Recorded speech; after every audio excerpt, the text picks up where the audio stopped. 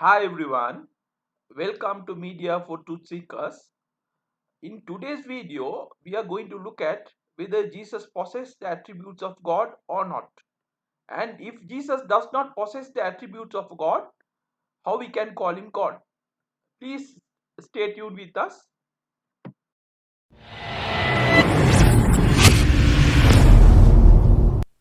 As we know, Christians believe Jesus as the second person of the Trinity. That means Jesus is a part of Godhead. In other words, Jesus is God according to Christians' belief. If Jesus is God as per Christians' belief, he should possess all the attributes of God. That in the sense, God is all knowing, all powerful, self sufficient, immortal, etc., eternity to eternity. Does Jesus possess all these attributes of God from eternity to eternity? According to Bible, God is all knowing and God is perfect in knowledge. 1 John 3:20, that verse says, for whenever our heart condemns us, God is greater than our heart and he knows everything. God knows everything. This is what the Bible 1 John 3:20 says. Next we will go to the Quran. Quran also says the same thing. Allah is all knowing. And one of the name of Allah is Alim.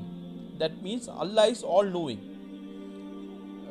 Quran 31:34, that verse says, surely Allah alone has the knowledge of the hour. It is He who sends down the rain and knows what is in the wombs, although no person knows what he will earn tomorrow, nor does he knows in which land he will die. Indeed, Allah is all knowing and all aware. Indeed, Allah is all knowing, all aware. This is what the Quran says. Now let's examine whether Jesus is all knowing. First of all, Jesus does not know the last hour, according to Mark 13:32. That verse says, but about the day or hour, no one knows, not even the angels in heaven, not the Son, but only Father knows. But only Father knows. According to this verse, Jesus does not know the last hour. Only Father knows the hour. That indicates Jesus is not all knowing. Jesus is ignorant. But the Father, the only true God, according to John 17:3, knows the last hour. Also, Jesus does not know the fixed season. According to Mark 11, 12 to 14, that verse says, the next day, as they were leaving Bethany, Jesus was hungry. Seeing the distance of a fig tree in leaf, he went to find out if it had any fruits. When he reached it, he found nothing but leaves, because it was not the season for the figs. Then he said to the tree, may no one ever eat fruit from you again. And his disciples heard him say it. So according to this verse, Jesus was hungry. Then he saw a fig tree from a distance, and he went towards that fig tree with the intention of eating some figs, right? But as he reached the fig tree, there were no figs. Then only Jesus realized it was not the fig season. So Jesus started cursing that tree, that may no one ever eat fruit from you again. So see, Jesus is ignorant according to this verse also. Jesus is not all knowing as like the God alone.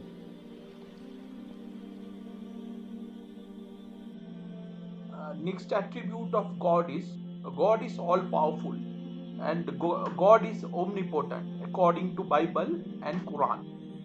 Bible says in Job 42 verse 1 to 2, then Job replied to the Lord, I know that you can do all things. I know that God can do all things. No purpose of yours can be thwarted. So according to this verse, Job said, that means he's a prophet. He said God can do everything. Now let's see what Quran to say. Quran says Allah is all powerful and he has infinite powers and greatness. The verse Quran 16:70 says, Allah has created you, then He takes you away, and there are some among you who are relegated to the nethermost age, so that He knows nothing after having possessed some knowledge. Indeed, Allah is all knowing and all powerful. Indeed, Allah is all knowing and all powerful. So, according to this Quranic verse, Allah is all powerful and all knowing. Now let's see whether Jesus has all the powers. In John 5:10, Jesus confessed himself. Jesus says himself that I can do nothing on my own. I can do nothing on my own. As I hear I judge, my judgment is just, because I do not seek my own will but the will of my Father. So according to this verse, Jesus himself said that he can do nothing on his own. But God Almighty is all powerful. If Jesus is God Almighty, he can't say that he can do nothing on his own. Next is also in Matthew 26:39, Jesus begging in prostration to save him from crucifixion in Garden of Gethsemane. Going a little further, he fell with his face to the ground and prayed, My Father, if it is possible, may this cup be taken away from me, yet it is not my will but the will of you. That means in this verse, Jesus was begging his creator, Almighty God, to save him from crucifixion. If Jesus is all powerful, he can't seek help from his Father. He should be able to come out from this crucifixion. So, according to these two verses, it is quite clear that Jesus is not all powerful, but God Almighty is all powerful.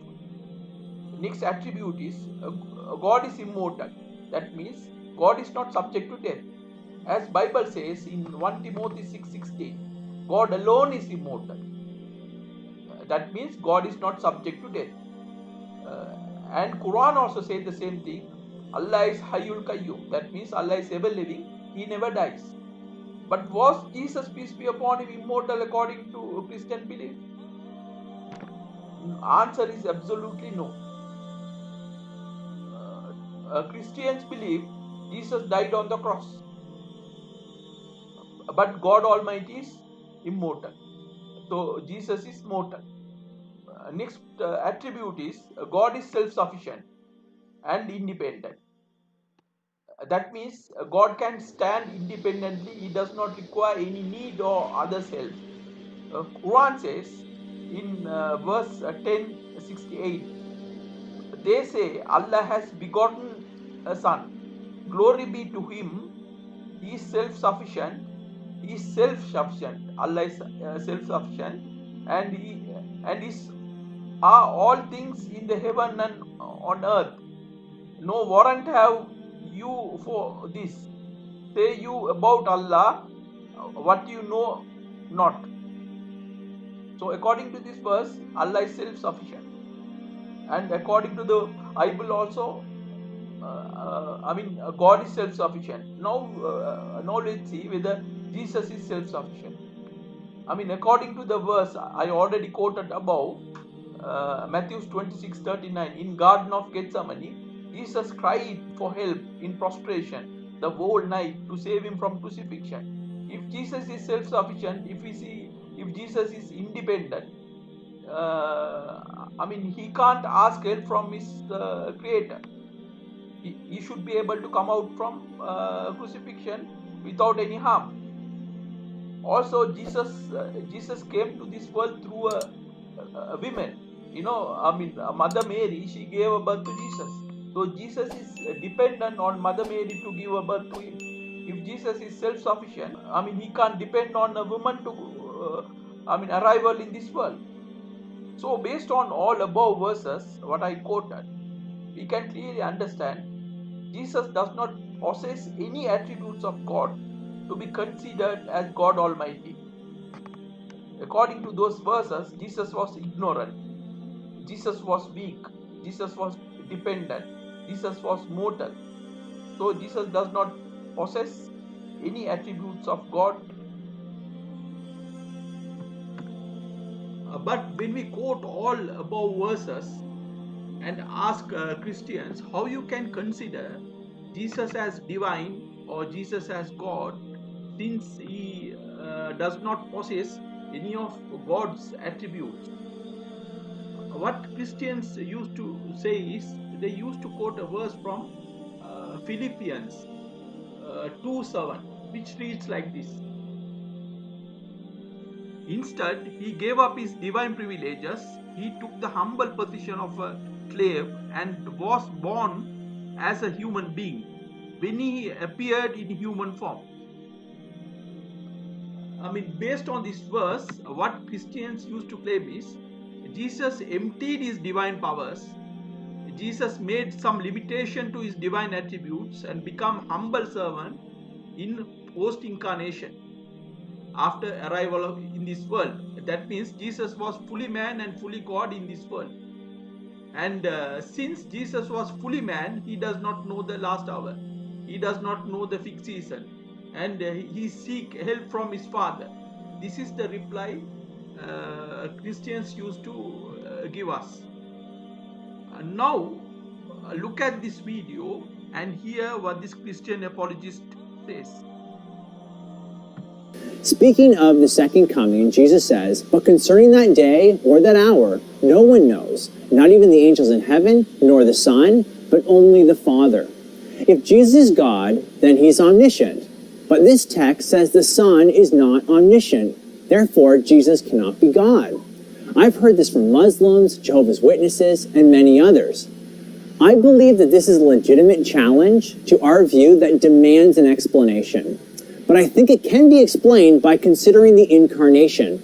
When the second person of the Trinity took on human flesh, he also took on certain limitations.